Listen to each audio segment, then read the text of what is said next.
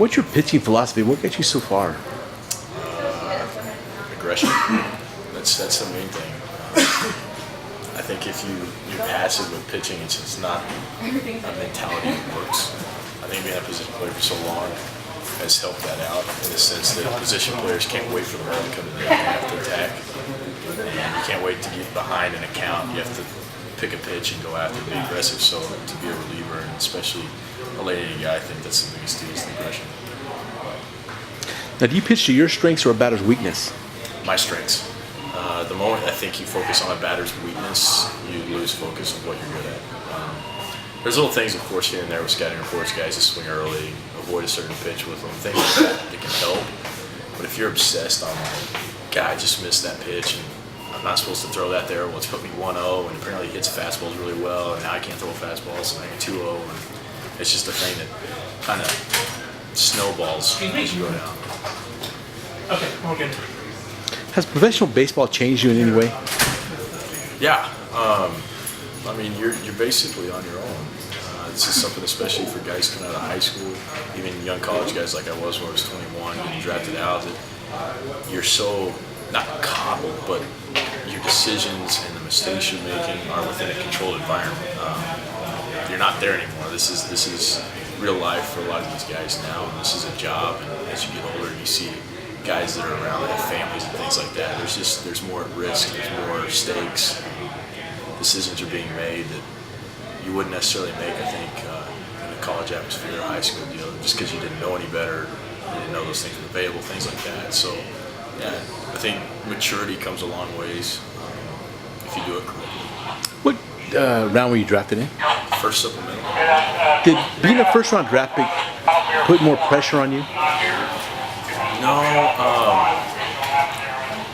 I don't think there was any pressure from the beginning because a lot of guys, at least myself, my mentality and thought process going through college was that's what I wanted. That's what I felt like I was valued at. That's where I belonged. I've always considered myself a good baseball player, a great pitcher, and so that was something not to be expected, but I hoped for and understood that that's where I felt like I was supposed to be. So you just kind of take that confidence with it and not boast in it, but accept the fact that's reality and that's where you see yourself.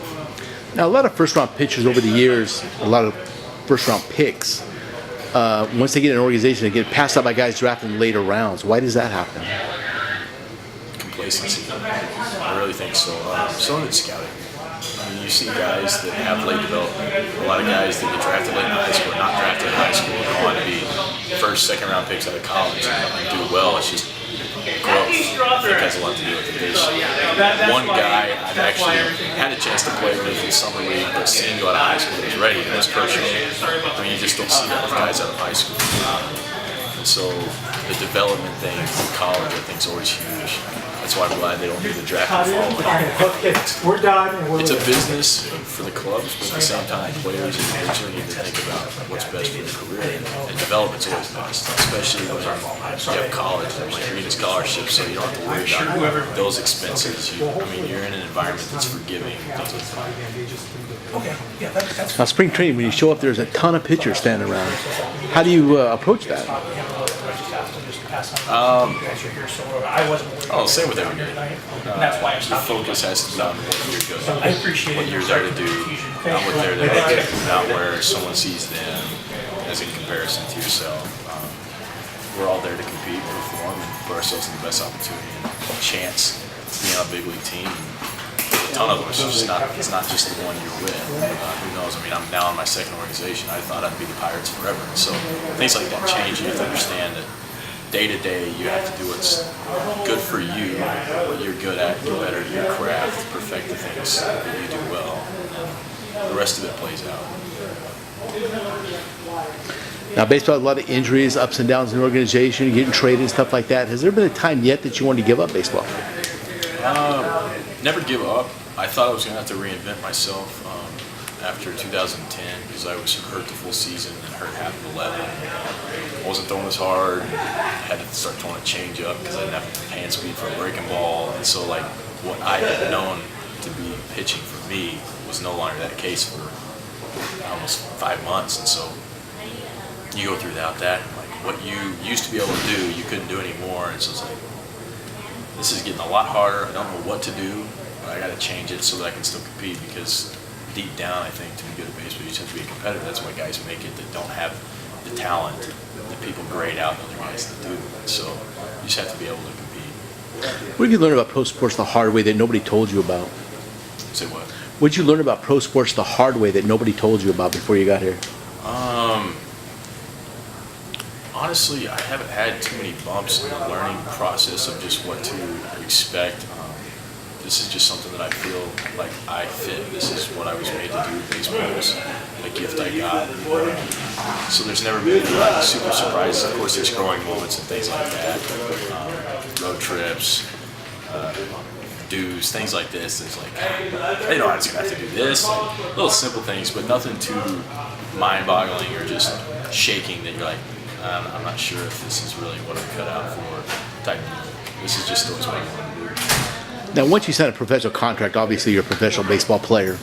But was there a point in time, a moment that you could point to before that, that you said you're going to play professional baseball? Junior high school, yeah. In the middle of the spring, I was a catcher in high school. And I wasn't starting. I never started until like the last game of my junior year. I got to start JV, and then a few games my senior year when I started pitching. And that's when I got to actually start some baseball games in high school. But in the middle of that junior year, I was like, I think it was a grudge against a lot of people. The heck with this. I'm going to play professional baseball. Like, I don't know what you guys are doing. This may be cool to be on varsity now, but you know what? Varsity's not going to be anything compared to professional baseball. There was a focus and a decision made then, but now looking back, just to be blessed with the ability that I got, I mean, that's the big deal. That's what got me here, the mindset, the drive, things like that, the lobsters. Give me the sports pages, the scouting reports, where you're ranked in the top 30 in the organization, stuff like that. I do not. I don't keep up. Mom and dad call you and say, hey, mom call you up and say, My hey, dad guess will what I call read? every now and then again. He'll be like, he'll dog about like beat writers, things like that, or like bloggers, stuff like that. I honestly have no idea. I care less. Most of them haven't stepped out of a seat and played it on a baseball field. So you take those things with a grain of salt. Of course, reviews and things like that can get into people's minds and under their skin and things, but like I said, we're here because we made it. We had the ability to make it. Been in the big leagues because I have the ability to do that. There's nothing that I question. It's just a matter of doing it consistently. Go on with it. How do you have the fans, people yelling and screaming at you all the time? Love it. I absolutely love it. I tell people all the time, like, the moment I touch the rubber, everything disappears. But there's times after throwing a pitch, I can hear a mom yelling at a kid, like, sit down, or like someone ordering something from a vendor walking through the stands. I mean, in big state, like last year in Cincinnati when I got to close, like, I remember specifically someone asking for a beer from a vendor. Like, I should have been able to hear that, but there's things like that. It's just, you're walking around out there that I'm really keen to, but then the moment you step on, I mean, it disappears. How about the umpires? How do you handle the umpires? Man, they're doing the best they can, and they're really good at what they do. That's why they progress just like we do. But they're human, and I think that's the biggest thing that makes baseball so great, is the human error side of it, in a sense. Like, yeah, it may cost a team a World Series, which is huge, and that's why now they have replay, things like that. But you take that away, I think you lose what's special about the sport. Because it's up to their vision, up to their reaction.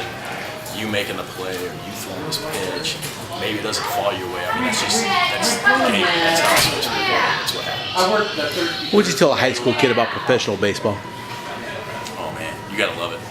You truly have to love baseball. You can't love being out there with your buddies and just kicking dirt around and being at the park. I mean, you have to have a passion for baseball above anything, because there's so many distractions. There's so many things being thrown at you off the field. And now I'm seeing it. I mean, the first time in Vegas, it's the most distraction-filled city I've ever played baseball in. I don't do anything, but it's there if you want it. And so if you're not ready for it, it's a real way.